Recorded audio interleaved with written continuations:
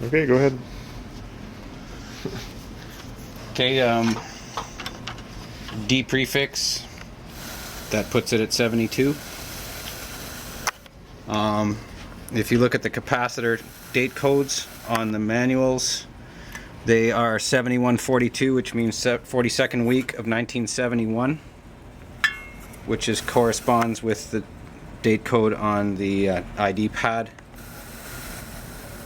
Date codes on the A028 preamp, which is a critical one because that's the one that gets changed most often. Also date from 71.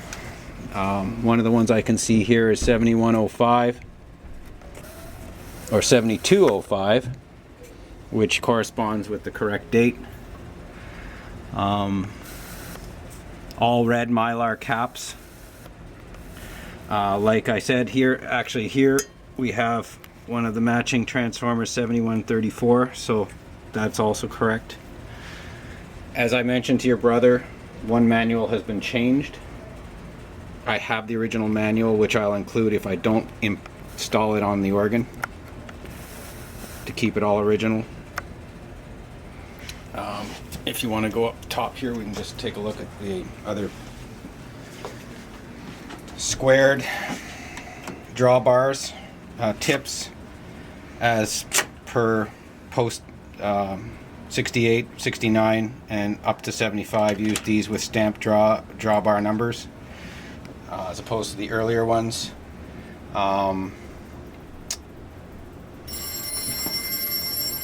Manual drawbar strip or keyboard rail with the medallion and the large Hammond logo. What they call a cartoon keyhole, which is typical for this era of organ.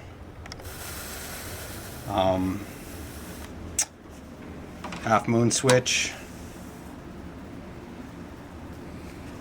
Benches, sides of the bench are good. Top of the bench is a little rough, but all complete, not broken. So it's still solid. If you want to just take a look, it's pretty typical wear for an older bench.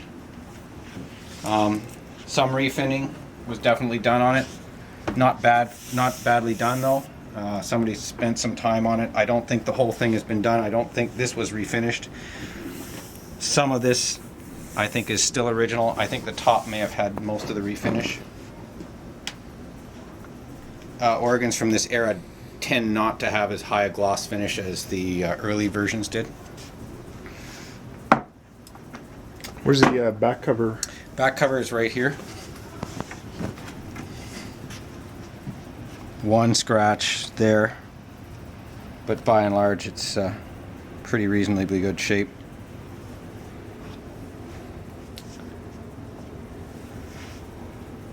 Okay, and that's the original manual there? Yep, we'll take some pictures of that as well.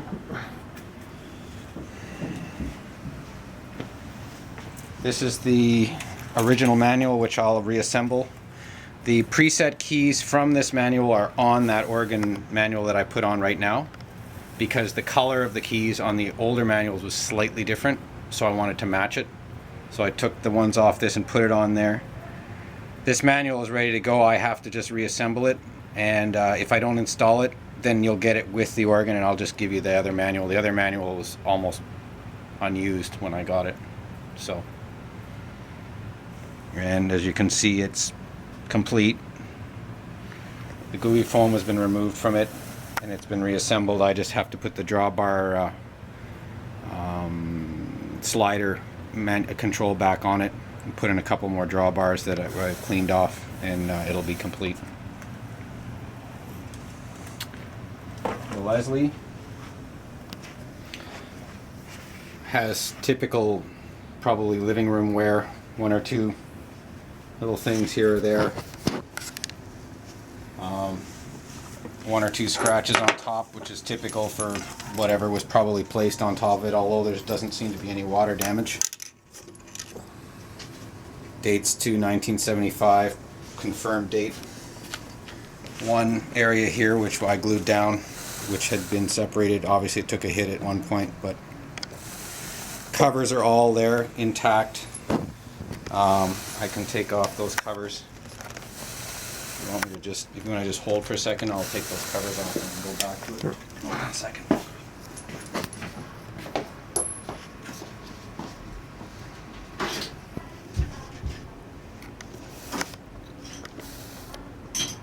Good for him for being meticulous. He's, I totally understand. He's been looking for one for a long time, so. I've had a few.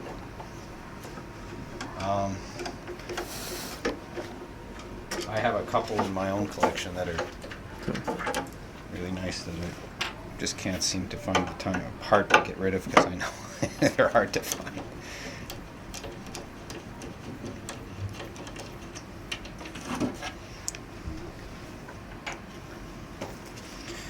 What we'll do is we'll spin this around so you can get the ambient light as well. Okay.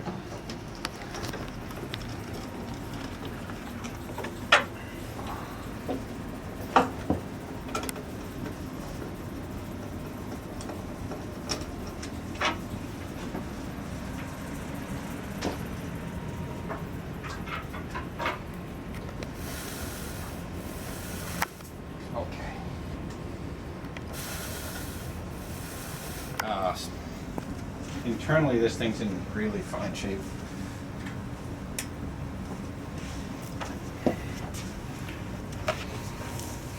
Stock horn assembly and motor. I took it out and re-oiled the motor and the trumpet. The horn assembly works fine. Stock driver and woofer in this. Lower rotor has the original scrim on it, and as you can see from the amplifier is in quite nice shape. There wasn't even that much dust on it. I just dusted it, checked it, and again, it's a living room unit, so it was never gigged or anything. Finish on it is, I would say, a solid 8.5 to 9. There are obviously some blemishes on it. Probably closer to 8.5, but pretty close to 9. This side is really nice. One little thing there, but no sun fade.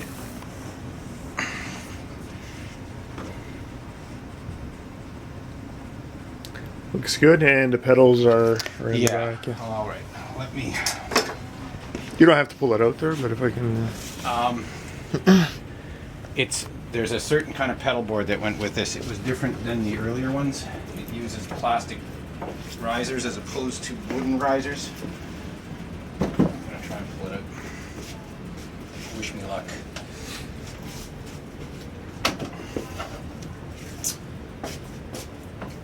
Let's see. How can I get in there?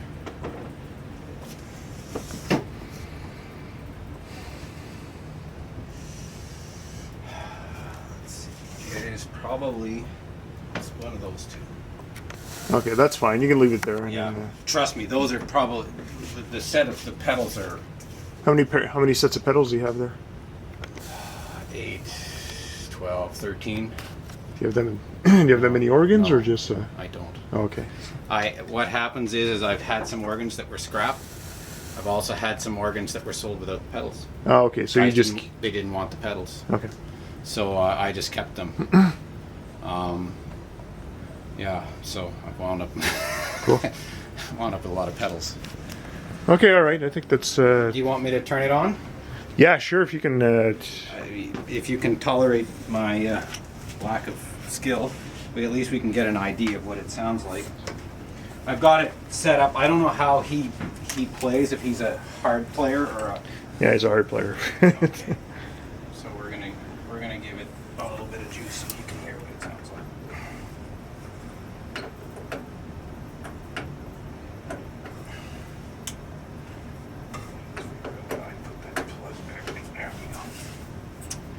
I just need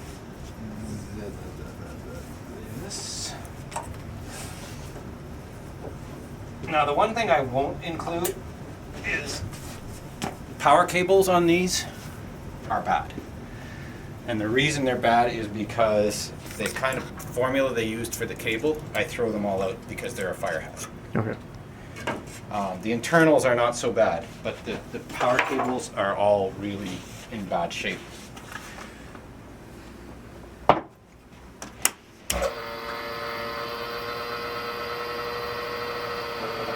I also have the music stand, but I have to pull that out too.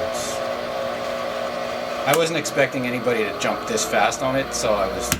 Like, yeah, he saw your ad Sunday afternoon, and he phoned me Sunday night. So. Well, there's another guy in Ottawa selling one for $5,000, but the finish on that one's.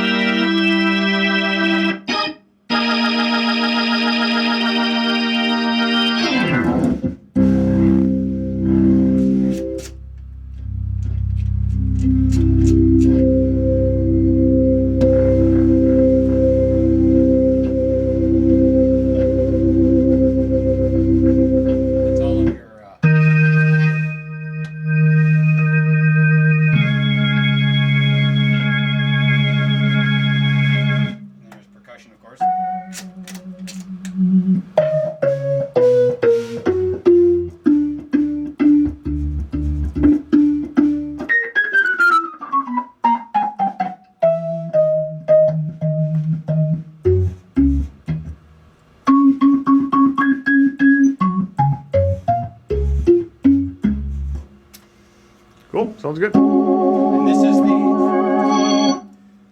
is the manual that was changed. What I can tell you about it was it came out of a 1963 RT3. It's the last of the what they call pre-gooey foam manuals. It will never break a wire, and that's why I had put it in there. It was almost brand new when I put it in. The reason I did that was to service that, but like I had said, because it worked really well, I just never bothered to change it back because it works really good. However, I still have the original manual, so.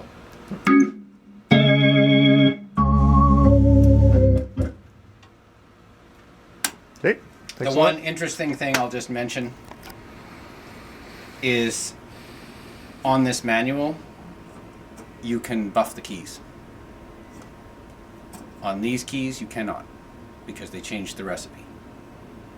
They changed the recipe around 1968 or 69. The plastic on this kind of key heats up more quickly. This one, you could just about take a blowtorch to it. They won't melt. They look exactly the same, it's just that the chemistry was a little bit different. Other than that, like I say, it's complete. It's not perfect, but it's priced as such. So, but it's all complete, and it's a good organ. Apart from a little bit of refinish, which is not a bad job. I mean, the guy could use some buffing, but really, he did a pretty decent job of it. So. Okay, cool. All right, I'm just gonna pause.